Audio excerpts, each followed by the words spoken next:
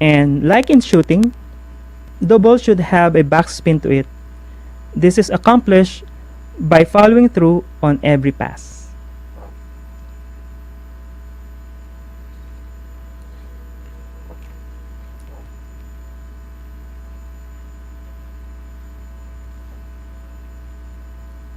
Alright, so for the fourth skill is rebounding. Rebounding is one of the major aspects of the game. It is your ability to jump with power to gain possession of the ball as it bounces to the rim after a failed shot before it touches the floor. Just how important is rebounding? Whenever you grab a rebound, your team gains a chance to shoot again while the other team actually loses it. So how to make a good rebound? Watch this video. So you need to practice good footwork and vertical leap or jumps. Also, anticipate where the ball will land. The longer the shot or the harder the rim, the farther the bounces. When the shooter is soft shooter, this means that the ball bounces near the ring. When the shooter is hard shooter, then the ball bounces far from the rim. And lastly, leg power and strong body are needed in rebounding. That is why it is essential that strength and power exercises should be considered. Alright, and that's all for the four basic skills in basketball. But just to make sure that you understand the lesson about the basic skills in basketball, let me ask you again some few questions, alright? Okay, and here are the questions. For number 1, what kind of skill that allows you to move around the court while covering the court? Is it A, passing, B, dribbling, or C, shooting? So what do you think is the answer? Alright, so the answer is letter B, dribbling. And number 2, it is a kind of pass that travels between the players without hitting the floor. Is it A, bounce pass, B, head pass, or C, air pass? And what is your answer? Alright, the answer is letter C, air pass. And for the last question, what is the most practiced skill in the game of basketball? Is it A, shooting, B, passing, or C, rebounding? Alright, if your answer is letter A, you are correct. And if you got all the correct answers, great job! And I think you are now ready to take this to another level.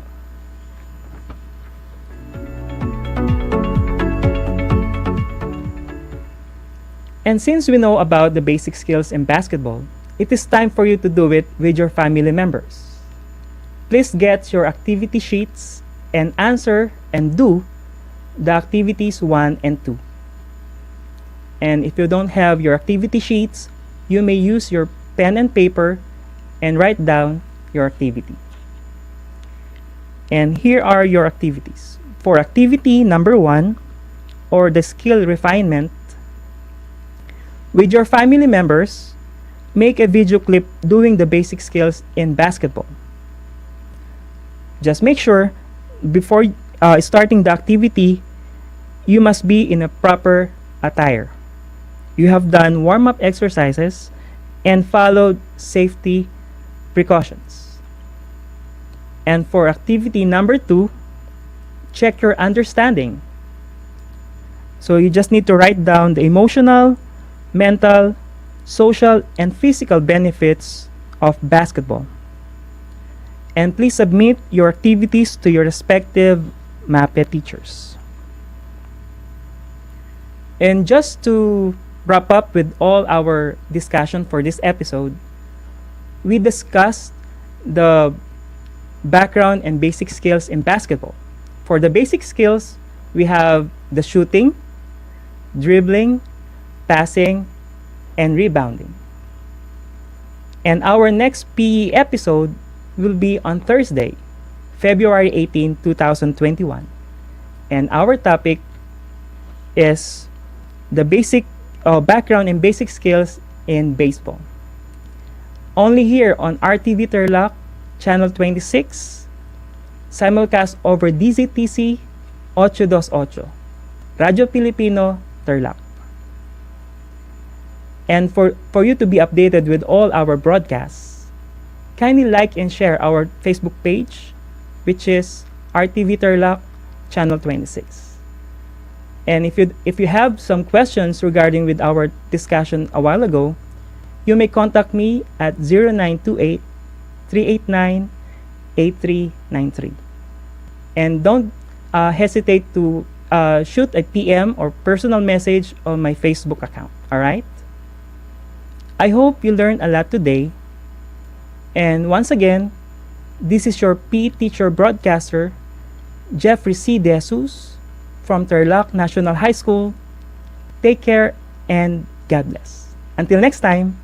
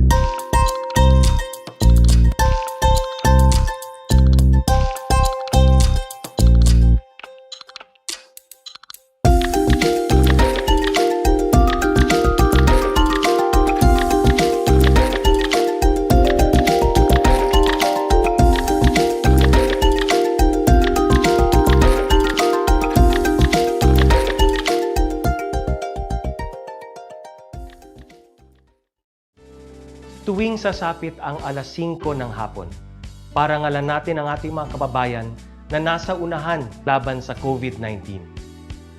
Lumabas tayo sa pintuan ng ating mga tahanan. Dumungaw tayo sa ating mga bintana.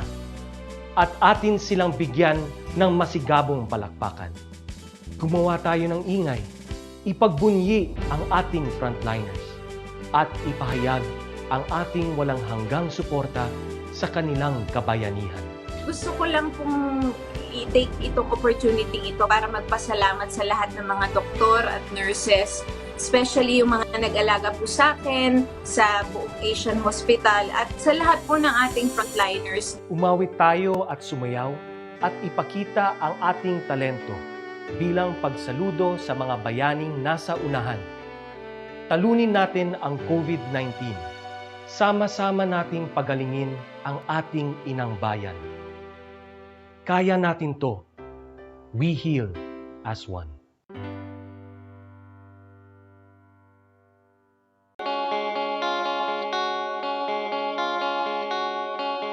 Upang matugunan ang mga kinakaharap na pagsubok ng mga guro at mag-aaral sa gitna ng kasalukuyang pandemya, nagsanib tulong sina Congressman Charlie Cojuangco ng unang distrito ng Tarlac, DEPED Region 3 Regional Director Dr. May B. Eclar at TARLAK Schools Division Superintendent Dr. Ronaldo Poson para sa isang napapanahong proyekto na tinaguriang Project Shine, ARAL, Tarlac, HENYO. Ang mga mag-aaral ng Grade 4 at Grade 5, ganon din ang Grades 8 and 9 sa buong probinsya ng Tarlac ay sasailalim sa radio-based instruction, katuwang ang himpilang DZTZ 828 kHz AM at RTV Tarlac, Channel 26. Buhay mga bata at lalong-lalo na syempre sa mga batang nasa ikalimang baitan. Hello! Magandang araw din sa inyo, mahal naming magulang. Ito ang ARAL Tarlac Henyo ng SDO Tarlac Province dito sa RTV Tarlac, Channel 26. At DZTC, Radio Pilipino, Tarlac.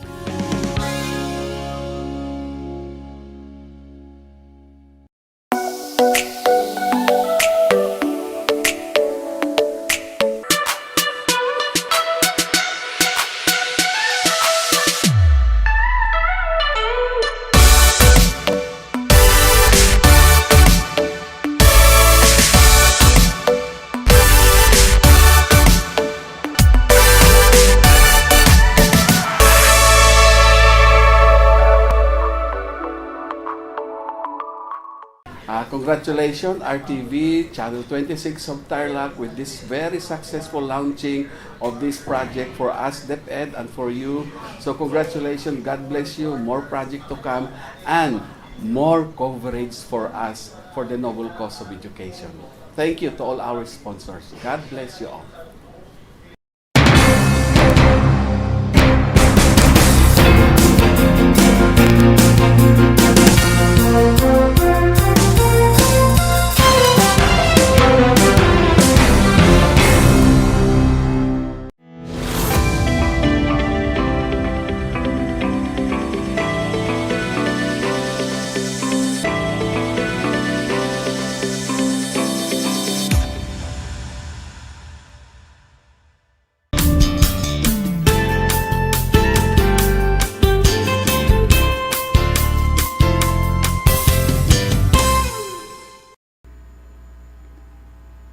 Good afternoon, listeners. Welcome to ARAL Tarlac Henyo here on RTV Tarlac, Channel 26. Simulcast over DZTC, Radio Pilipino, Tarlac. I am Geraldine Jane Cruz, your teacher broadcaster for English Grade 9. So I know that you are all excited to learn new things today. So here are the house rules. First, lend me your ears to listen attentively. Second, find a comfortable place where you can sit and focus. And third, ready your pens and papers to take down important points. If you have any questions during the discussion, you may send your questions in this number: 0915-9244-613. 0915-9244-613. Okay, so before we start our lesson for today, let us first recall our previous lesson. So last week, Teacher Paula and Teacher Rona discussed about Beowulf. So Beowulf is the epic story of England. So who is the protagonist in the story? Okay, that's right. It's Beowulf. So how about the monster compared to a demon?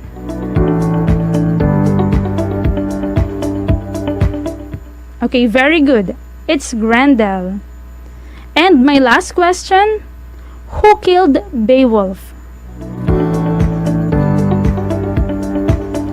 Okay, it's the dragon. Now I know that you are all ready to listen to our discussion for today.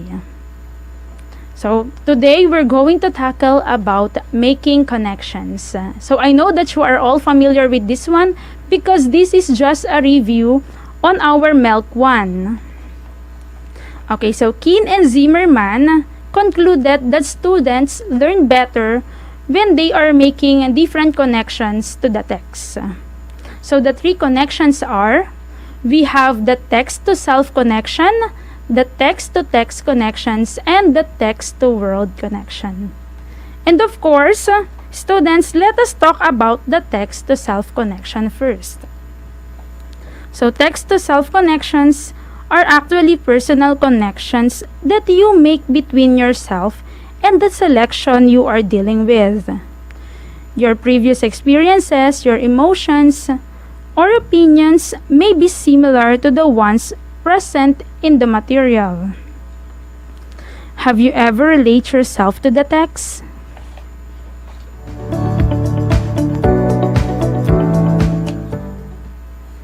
Okay, I also have that kind of experience.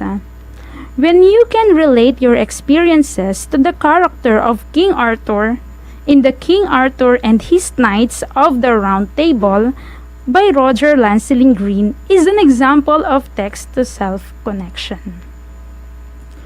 When you are reading a book about plants and flowers, then you remembered your plants and flowers in your garden is also an example of a text-to-self connection. So the next one, we have the text-to-text connections.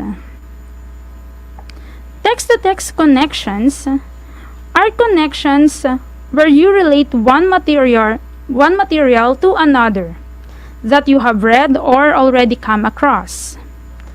Text might be from a similar author, same theme or topic, same genre, and the like.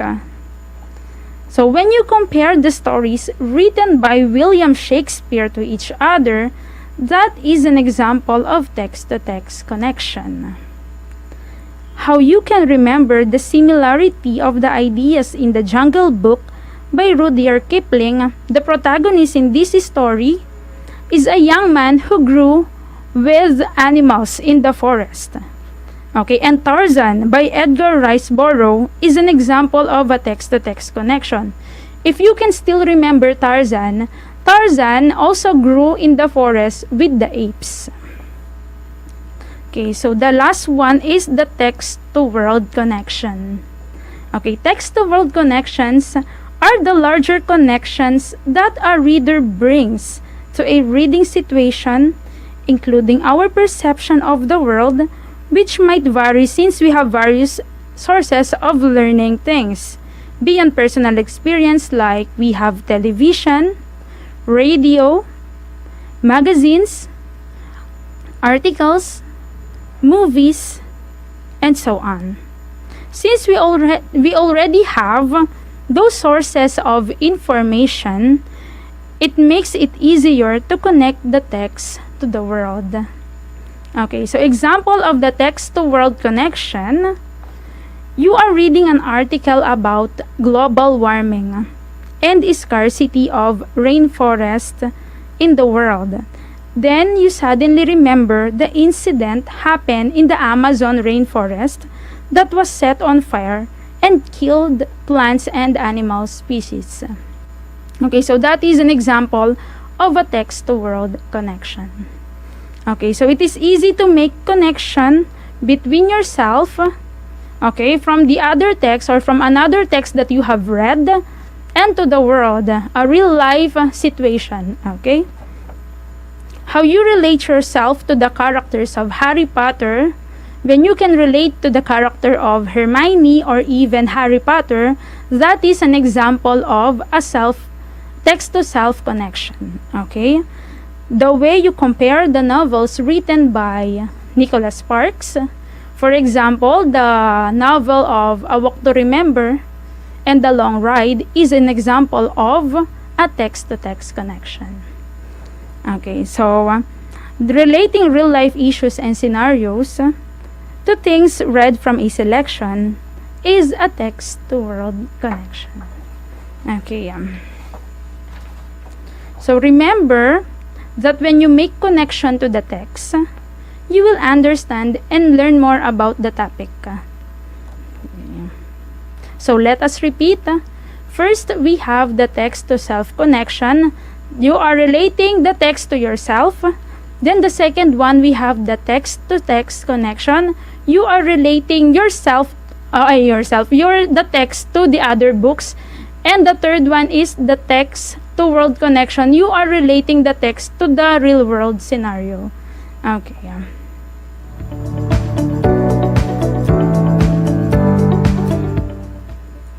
This time, I want you to bring out your notebooks to identify and relate the text to yourself, to the text, to other texts, and to the world.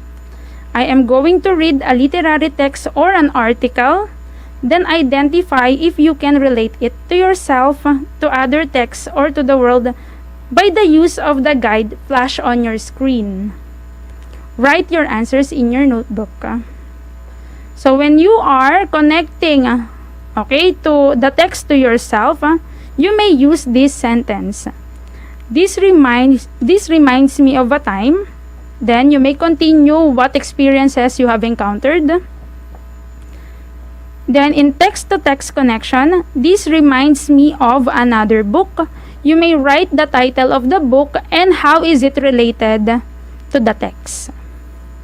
Text-to-world connection, this reminds me of something I've read about or something I know about.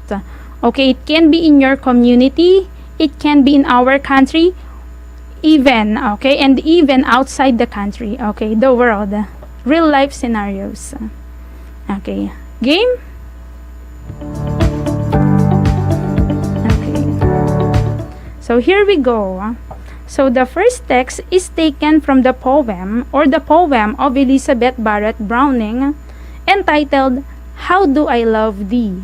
And it is also known as the Sonnet 43. Okay, let's start. How do I love thee? Let me count the ways. I love thee to depth and breadth and height. My soul can reach when feeling out of sight. For the ends of being and ideal grace. I love thee to the level of everydays. Most quiet need by sun and candlelight. I love thee freely as men strive for right. I love thee purely as the turn from praise. I love thee with the passion put to use in my old griefs and with my childhood's faith. I love thee with a love I seem to lose. With my lost saints, I love thee with the breath, smiles, tears of all my life, and if God choose, I shall but love thee before, after death. So can you relate yourself to the text? Okay, so this text is about love. Okay, or another book that you have read, or even what is happening in the world. So what is your answer?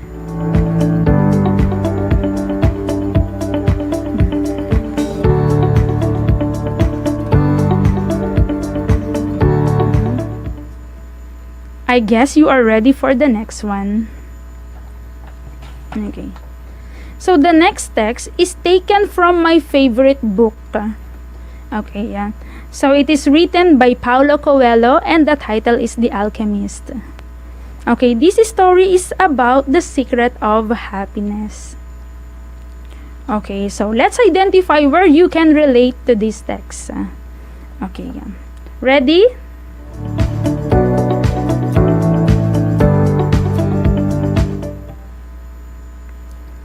A merchant sent his son to learn the secret of happiness from the wisest of men. The young man wandered through the desert for 40 days until he reached a beautiful castle at the top of a mountain.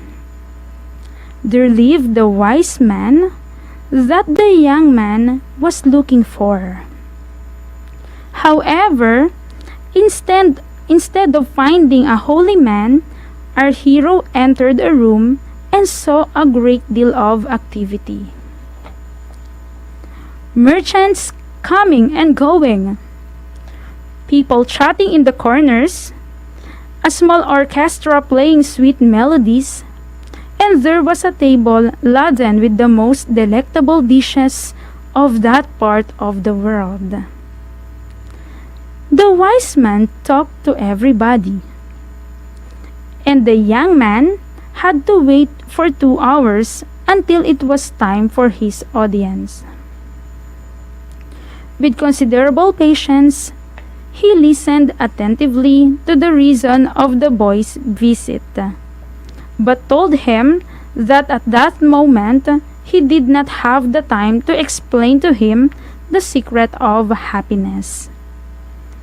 He suggested that the young man take a stroll around his palace and come back in 2 hours. However, I want to ask you a favor, he added, handing the boy a teaspoon, in which he poured 2 drops of oil. So while you walk, carry this spoon and don't let the oil spill. The young man began to climb up and down the palace staircases, always keeping his eyes fixed on the spoon. At the end of 2 hours, he returned to the presence of the wise man. So, asked the wise man, "Did you see the Persian tapestries hanging in my dining room? Did you see the garden that the master of gardeners took 10 years to create? Did you notice the beautiful parchments in my library?"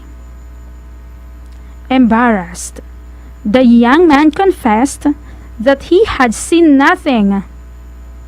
His only concern was not to spill the drops of oil that the wise man had entrusted to him. "So go back and see the wonders of the world," said the wise man. "You can trust a man if you don't know his house." Now, more at ease, the young man took the spoon and strolled again through the palace. This time, paying attention to all the works of arts that hang from the ceiling and walls. He saw the gardens, the mountains all around the palace, the delicacy of the flowers, the taste with which each work of art was placed in its niche. Returning to the wise man, he reported in detail all that he had seen. "But where are the 2 drops of oil that I entrusted to you?" asked the wise man. Looking down at the spoon, the young man realized that he had spilled the oil.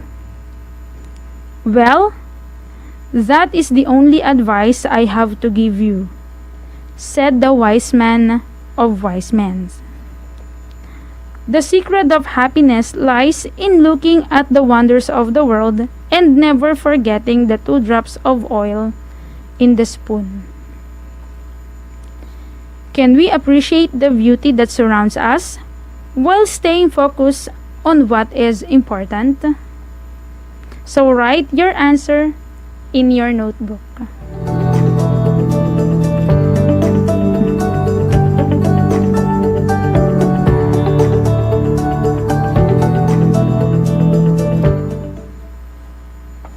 So the next text, the text is entitled "Community Spirit Drives Volunteer Firefighters in Portugal." So that is written by Associated Press, adapted by New Zealand staff. Okay, so this summer, 2,000 Portuguese firefighters battled a deadly week-long wildfire that killed 64 people. Besides facing serious danger, these firefighters had something in common. They were doing it for no pay. Over 90% of of Portugal's firefighters are volunteers. From lawyers to construction workers, they take time off work to risk their lives. The volunteer fire departments where they work need donated money to pay for their equipment. During the summer fire season, firefighters are often sent to fires far from their from their homes. Then the government pays these brave men and women $2 an hour. The volunteer firefighters usually give the money to their fire departments. So how can you relate in this one?